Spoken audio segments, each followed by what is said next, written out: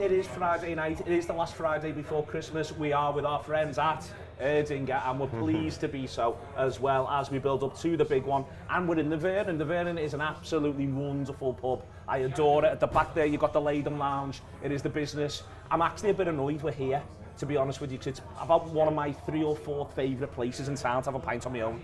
Yeah. It's a strong list. You have a pint on your own places. Sorry about that. Sorry about that, Neil. Unfortunately, I've got company. The original plan was this show would be me talking to you, 30-minute stream of consciousness. But instead they insisted, they said, listen, you just can't do it, that way. So I've got with me, I've got Shaun O'Donnell, I've got Andy Bell, and I've got Pete Bolster. To look back a little bit on Southampton, but mostly look forward to this Christmas period. To look forward to the biggest game of our lives, biggest game in Liverpool's history on Sunday, Pete. And I'm almost there with that on this one, in that I think if Liverpool don't get all 3 points, it's not the end of the world. But I think if they do get all 3 points, I think it's a massive statement of intent. And it feels like the sort of thing that when you look back on this season at the end, you'll say, I'll tell you what, that win at Tottenham was a turning point. And that's the way this weekend feels to me. Yeah, 100%. I think there's something about being top of the league on Christmas Day as well, isn't there? There's something romantic about it. So for me, after especially having that such an advantage over the last few weeks, for that to be taken away, even though we've still got a game in hand, for that to be taken away would be like a real blow, to be honest with you. So I think you just need to apply pressure as much as possible and making sure that you just keep that gap and that momentum at all points. And I think it's a massive test against Tottenham, because listen, I watched them last night and they're a bit of a mixed bag, aren't they? But they are brilliant going forward, and you can't dispute that. And I think Liverpool, if there's one thing that you can label off in the season, we're a bit slow at the blocks at different points, and at times you can be a little bit sloppy at the back, and Tottenham will real punish you for that. So I think going away there would be a real state of intent to go and lift that league title at the end of the season. I think it's to Pete's point about momentum and at this sort of stage of the campaign. I'm happy to say, you know what, draw at Newcastle, bit of a mad game, got out of hand. They happen from time to time. Merseyside derby gets called off. That sort of stuff happens very, very rarely, but it does happen. Go down to 10 early against a decent Fulham side at home, you drop a couple of points. That happens from time to time. You don't want to turn that into 3 excuses, Andy. I think that's where suddenly we will begin to go, oh God, are they quite where we thought they were? Yeah, that's when a blip becomes a slump, and then you don't want the slump to become a crisis, do you? I don't think we're anywhere near that. I think, like you say, there's mitigating circumstances to all those results, or non-results in the case of Everton, like you just said. So yeah, I think this is a perfect game. Not the perfect game, but, well, in some ways it is the perfect game, because I think they're a good team, and if you get a result against them, that can sort of regain the momentum. And you'll know you've been in a game at the end of it. Absolutely, yeah. It's always sort of hammer and tongs. It's always a good game against Spurs. But it is a team that certainly right now are playing in a way that suits us. I've been watching over the last few weeks, hoping that they don't lose too many games so they don't get a new manager in before this one and get a bit of a bounce. Same with West Ham, with Lopetegui. I've just been praying that these 2 managers are still in place. That's not to say that these 2 managers can't get a result against us. They can, but obviously we're better playing them at this time. So, like Pete, I watched the game last night with great interest. I thought it was pretty much the perfect result for us in that the max went out, but at times Spurs still looked like a car crash. So if they can take that into the weekend with a little bit of confidence, come out, try and give us a few blows, I think we'll be okay. And I think we will be okay this weekend. I think we'll be all right in Boxing Day. I think we'll be all right in the 29th. And that'll be a bit of momentum before the Manx on the 5th of Jan. It'll be absolutely huge if all that comes together, comes to pass in that way. The manager was very, very warm today in his press conference about Postecoglou, about that style of football, about what it is that you're going to get, to the point that it almost felt like toffee. It almost, and I don't know if it was or not, but also talking historically about Tottenham as well, this idea of Spurs as the entertainers, they play football and they play it in this way. And I'm very mixed on. I'm not very mixed. I actually like Postecoglou, and a lot of people don't. Yeah. But where I feel as though their downfall's been this season, it's not necessarily results against really good sides. It's that they haven't converted against really poor sides. So they failed to beat Ipswich, they failed to beat Crystal Palace, they failed to beat Leicester, and that's what's going to hurt them at the end of the season. They look good in big games, they look like they can play a bit, but you still think we might just have a bit too much for them. That's my hope. Yeah, to be honest, I was watching them last night against United, and I was thinking, like, I like that everyone's done scouting. I know, I've had the notepad out, wrote the formation down, I've been passing it works. I very much was not doing that. But I was thinking, like, because United had a few chances in the first half and they were a bit wasteful. I was thinking, if Jota's on that pitch, it's a different story. Do you know what I mean? Wait till you come up against someone like Jota. The XG's a bit mad, isn't it? Yeah, like, United are nearly 3, aren't they? Exactly. But yeah, on one hand, they are the perfect team for us to play because they just relentless at going forward and that leaves gaps for us. On the other hand, you know, so we did an event with Sammy Lee last week in the Angus before the Fulham game. And Sammy Lee, for all of his split opinions going to Everton and stuff, he was a coach, he doesn't know football, he was qualified. He just, Sammy Lee does not split opinion. If Sammy Lee splits your opinion, you're doing life wrong. You should have seen my WhatsApp group.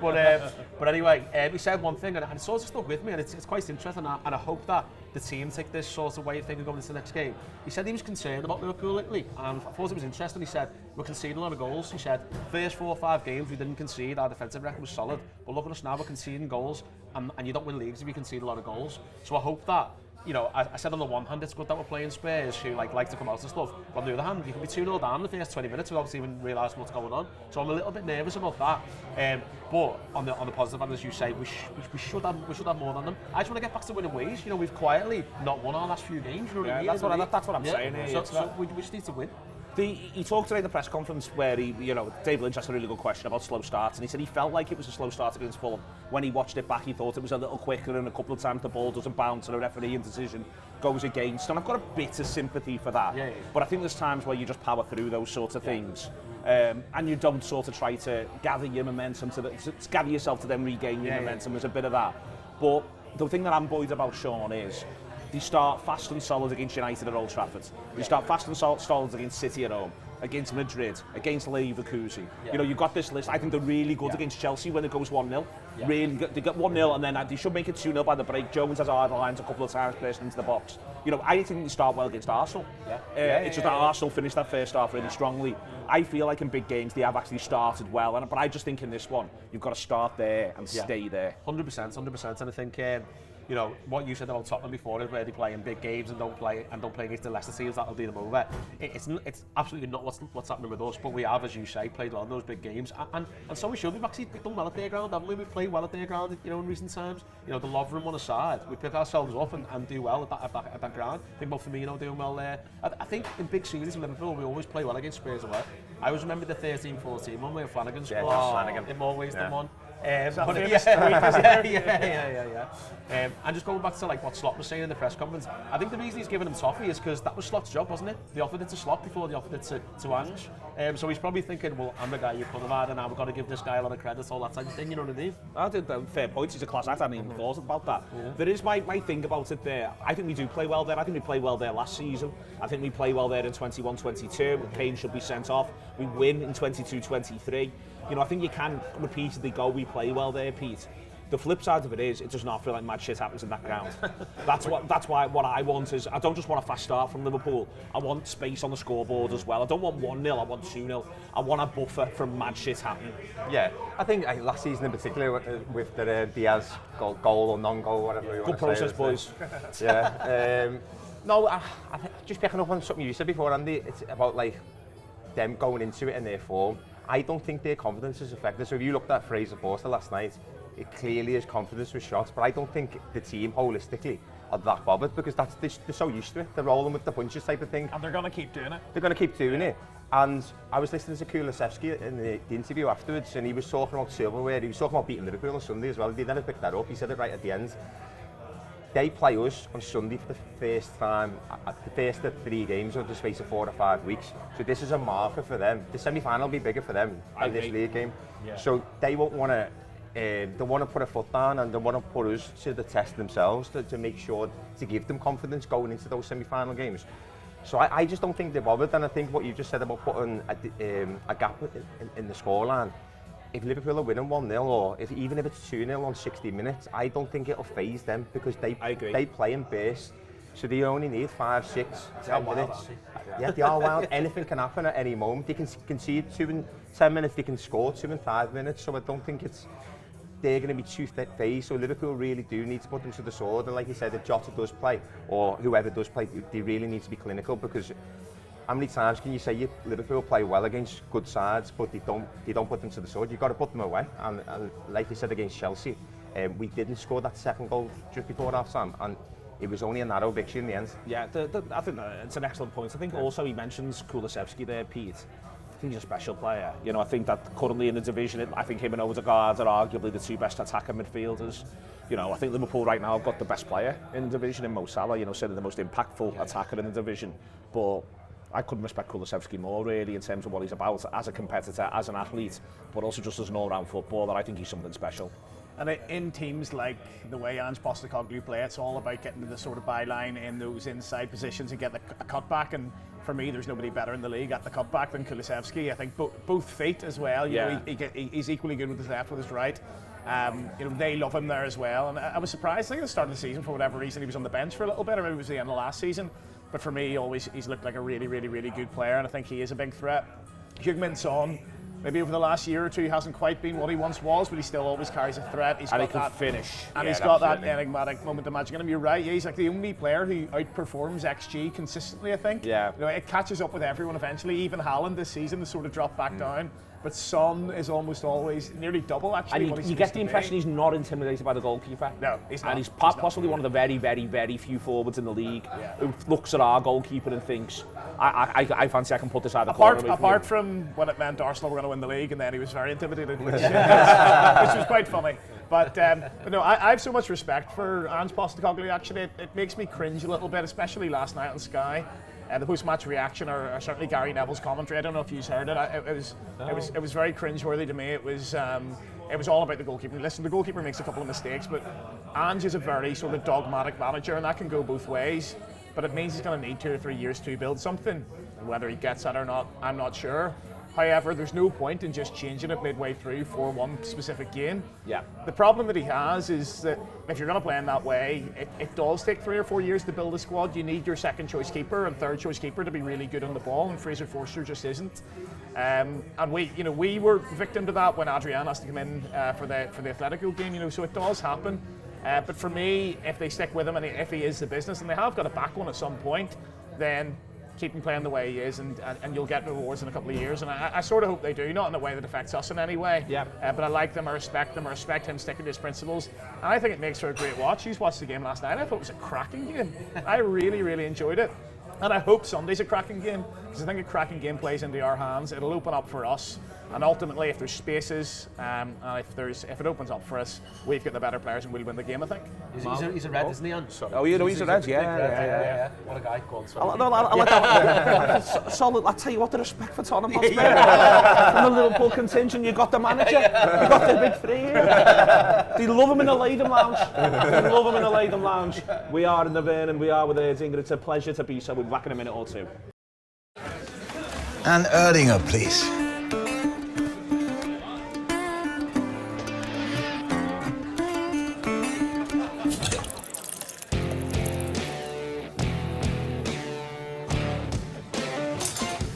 Stop! Don't forget the best bit.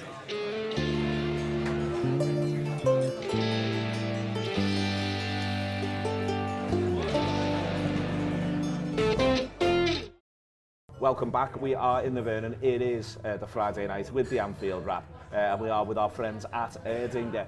This one then, selection I think is actually becoming a little bit, not a headache. If the manager was here now, he'd be smiling his head off saying these are good problems, boys. You know, I can sit here and I could genuinely make a bit of a case for it. I tell you what, Harvey Elliott's guile.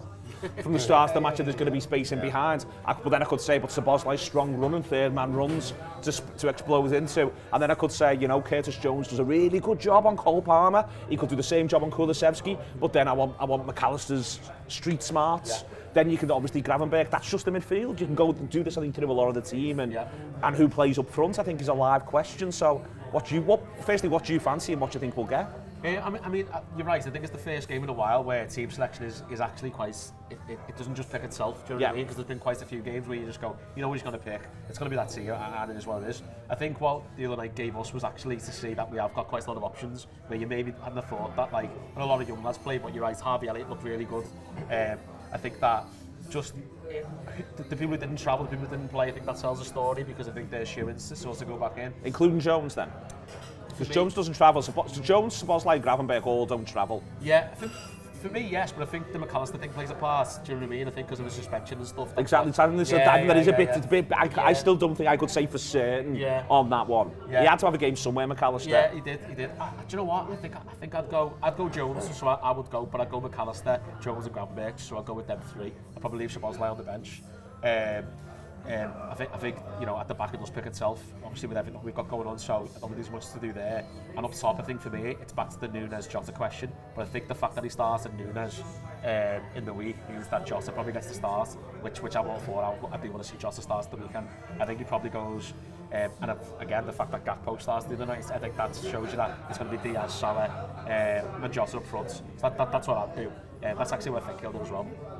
What do you think in terms of what you think he'll do and what you would do? Yeah, so I would just have the team for what it is. So I always pick the same midfield. So for me, it's McAllister, Gravenberch, and Szoboszlai. And I think you need Szoboszlai for that big pitch because you need to cover some ground. And we spoke all in the first half of the show about how good Tottenham are going forward, and I think you need to caveat that with some legs in midfield. So for me, the gamble was Arsenal away when we played Jones and McAllister together, and I don't think it worked personally.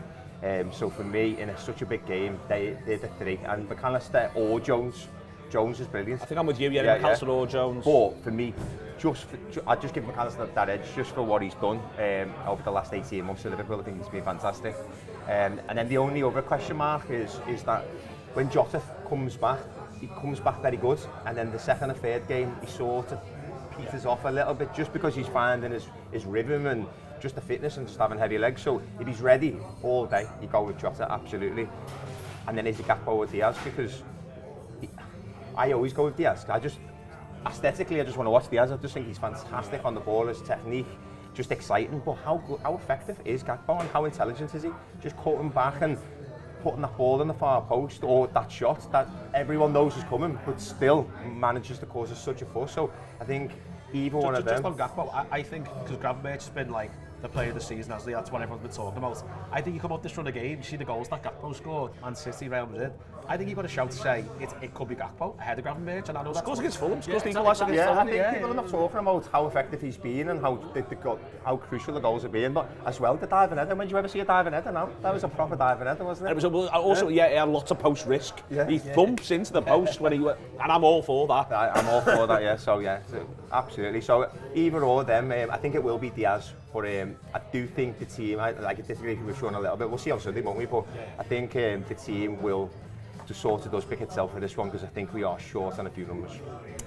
I would like to see Shaun's team. I could see it being Pete's team equally. I could see it being a different front three. I'll come on to that in a second. I think it depends whether you want to match Spurs and how they're going to play. They're going to be end to end. They're going to be a bit mad. If it's like that, then you want Szoboszlai running in behind to break on them. However, we know Arne Slot likes a little bit more control. It wouldn't shock me to see Curtis Jones put in there just for if we need to put the foot on it for 5 minutes.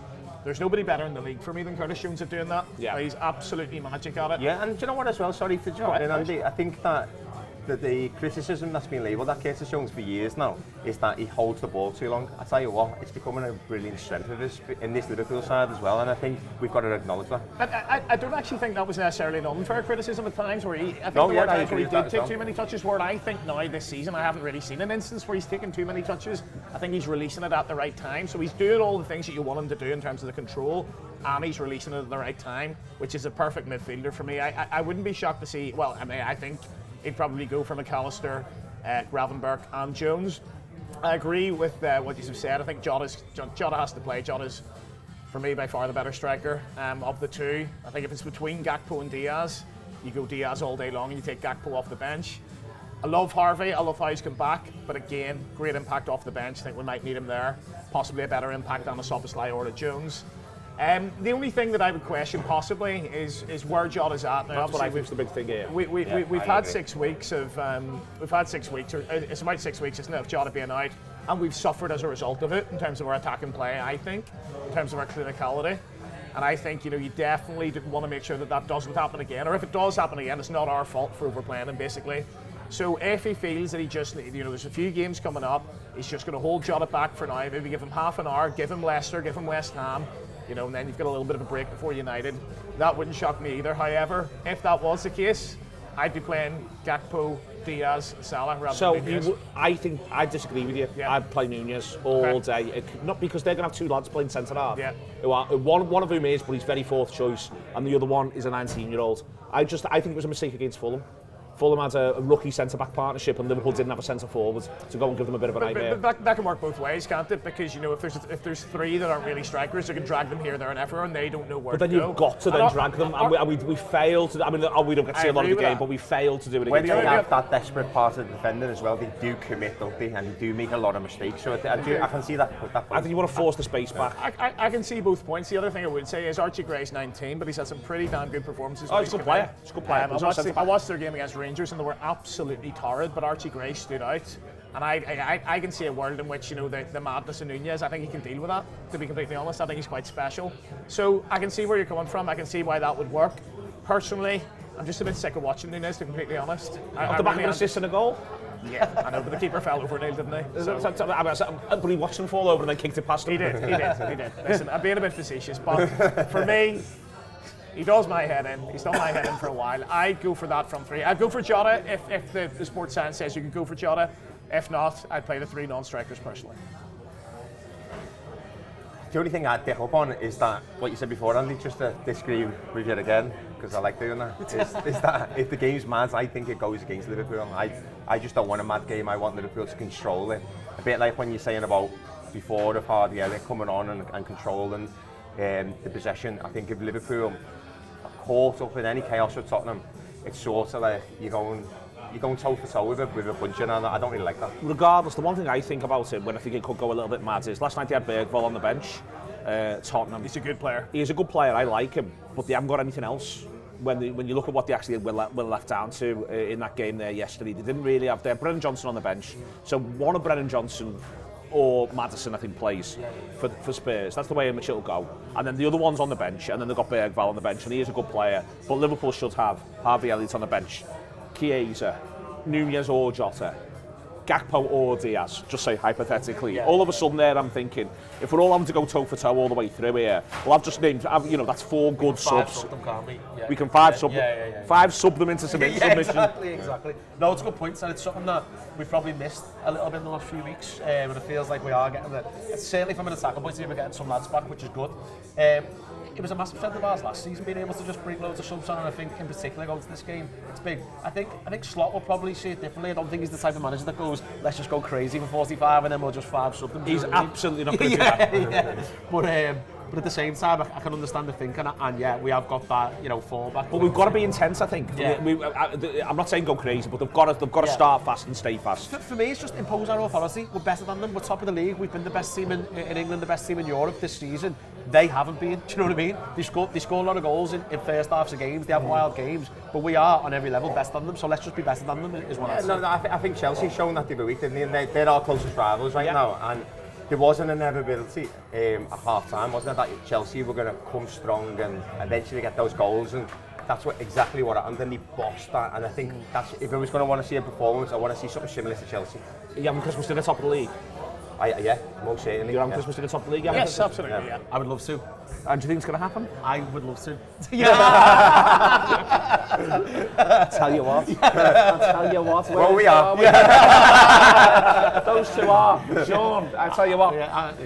He can't come to lay them out. We're not having it. It's been an absolute pleasure. We're in the Vernon. It is Friday night. It is the last one before Christmas. Listen, Christmas isn't always easy for everyone. I say this on shows around this time of year. It's a really important thing to remember, both for yourselves, if you're one of those people, but also when you're interacting with others. You know what I mean? It can be a bit of a chaotic period, a hard period, an emotional period. So let's just all bear that in mind. That is really, really important. But whatever you're doing, make sure you're taking care of yourself, taking care of others, enjoying yourself the best that you can. It's been a Friday night. We are in the Vernon. We are with Erdinger. It is the Anfield Wrap. Have a fantastic time this weekend. See you later on.